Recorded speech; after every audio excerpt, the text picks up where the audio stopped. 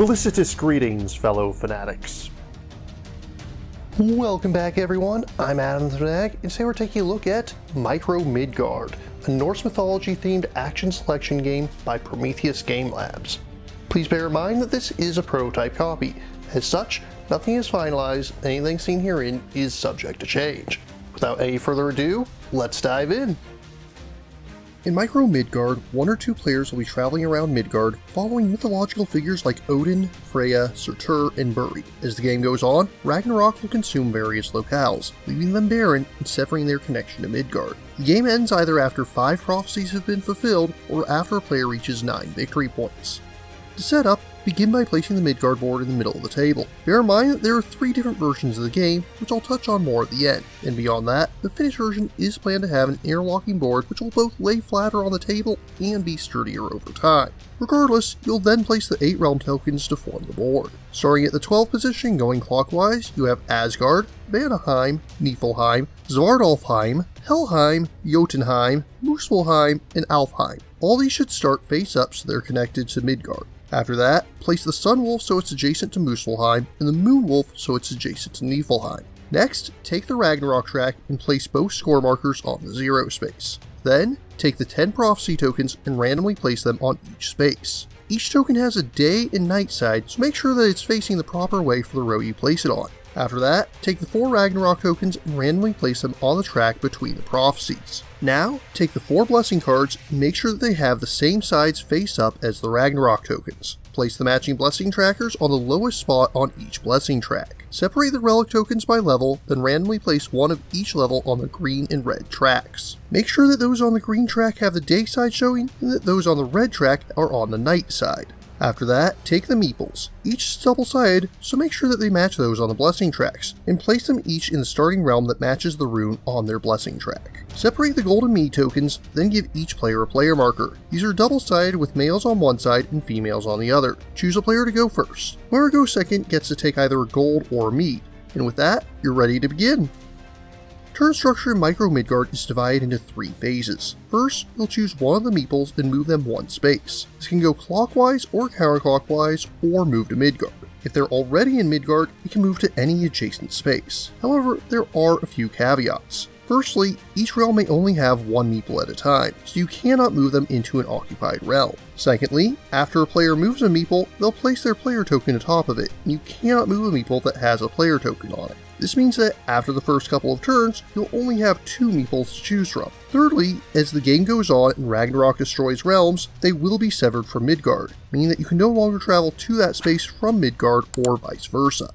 After you move, the second phase is Activate, where you'll use the effects of the spaces that you landed on. If you see a gold or mead symbol, take 1 resource of the matching type, but bear in mind you may never have more than 7 of a given resource. The other symbols pertain to the different kinds of actions you can take. Sun and moon icons pertain to the blue and yellow icon tracks respectively. If you see a wolf icon on the action space, you'll also move the respective wolf clockwise 1 space. Bear in mind that they will skip over destroyed spaces. When you activate a blessing track, you may either move up a level on the track or activate the current level. For example, if you're on the first level of Freya's track, you'd spend 1 mead to gain 2 gold. If you're on the second level, you'd simply gain 2 mead and a gold. At the third level, you'd immediately be able to take 2 craft actions. And at the 4th level, you'd gain 1 BP and move the Moon Wolf back 1 space. After activating any ability on a blessing track, immediately move your blessing marker back down to the bottom of that same track. Craft actions are a little different, but not too dissimilar. There's an artifact on the appropriate level when you take the craft action, you claim that artifact. However, you may also spend actions to activate artifacts. Most will use craft actions as part of their cost, but some may have an alternative or additional cost. Some may even let you convert sun or moon actions into something else. If you activate the blessing of a space that no longer has an artifact, resolve it the same way you would with a sun or moon action. For example, if you were on level 2 of Surtr's track, you'd immediately gain 2 moon actions.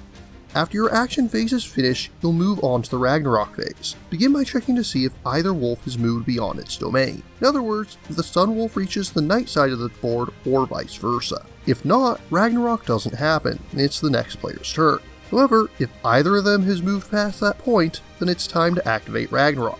First, check the prophecy matching the wolf that passed into the other's domain. If both wolves passed in the same turn, then the active player chooses which prophecy to activate. In this case, the Sun Wolf pass, so we'll check the daytime prophecy, which shows us that whomever has the highest level on the green blessing track wins 1 VP. If the players are tied, no one gets any points. After awarding VP, discard both of the prophecies on the first space of each track, then destroy the realm that matches the current Ragnarok token. To do this, flip the realm over, and then place the Ragnarok token into the wolf space. After this, reset both wolf tokens so that they're as far back as they can go. Since Muspelheim has been destroyed, the Sun Wolf will start at Alfheim this time, but the Moon Wolf will still begin at Niflheim.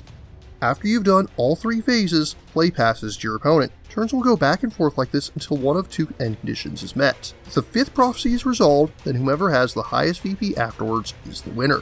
If players are tied, then whoever has the highest total of golden mead wins. Alternatively, if either player ever reaches 9 victory points, then the game ends early and that player is declared the winner. In addition to the main game, there's also the solo mode where you'll be facing off against the trickster god Loki, who will use this scheme deck in order to determine what actions he will take. Those of you who frequent this channel know that I'm not particularly fond of solo modes that simply replace an opponent with randomness, but it is pretty much par for the course of what you could expect for these kinds of games. Since this is a prototype, as usual, I'll not be exploring components yet. However, I will say that I do love those double-sided meeples. The way that they flip to represent different characters is absolutely ingenious. I should also briefly mention that there are 3 different versions of the game that'll be available. What you've seen so far is a prototype of the standard version, which should look pretty similar to what you've seen in this video. For those of you who want a more minimalist approach, there's also going to be a punchboard only edition, which will not include the wooden components nor the solo mode. However, it will include a print and play version of the solo mode. On the opposite side of the spectrum, if you want a Midgard that isn't so micro, they will also have a Ragnarok edition available. This will feature dual layer boards which will lock components into place, as well as have larger components in general. All in all, Micro Midgard is a fun, medium-light action selection game that fans of Prometheus' earlier Micro Dojo title will find familiar, but has enough differences to keep it separate. The theme is admittedly a little bit light, but the mechanics are solid, and there's a fun back and forth going between the players as they try to compete to fulfill the different prophecies. As aforementioned, I really like the double-sided meeples, although the solo mode is not to my liking, though it is in keeping with the standards of most solo modes that I see adapted from competitive games. It's a little large to call it a pocket game, but it is still quite small. Here it is next to a standard deck of playing cards and a tiny epic game for comparison. If you're interested in trying Micro Midgard for yourself, playable versions are available via both Tabletop Simulator and ScreenTop GG. As always, I like to be supportive of any designers that are confident enough to put out a fully playable version of their game online for players to try before buying. This is no exception. Micro Midgard is aiming to hit Kickstarter on May 1st. If you're interested in backing, learning more, or trying it on either Tabletop Simulator or ScreenTop, links are included in the description. But what about you? What do you think of Micro Midgard? What Norse mythology themed games do you enjoy? If you have any questions, remarks, or opposing points of view, leave them in the comments down below. Don't forget to like, share, subscribe, and ring that bell. And if you really enjoy my work, please consider funding my channel on Patreon. Until next time, farewell, fellow fanatics.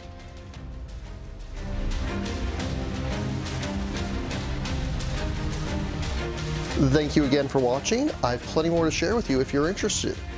You can click up here above my head to subscribe to my channel. You can click over here on my monitor to see the most recent video that I've worked on. Or if you prefer, you can click up here to open this mysterious vault and see what video that the YouTube algorithm has picked just for you.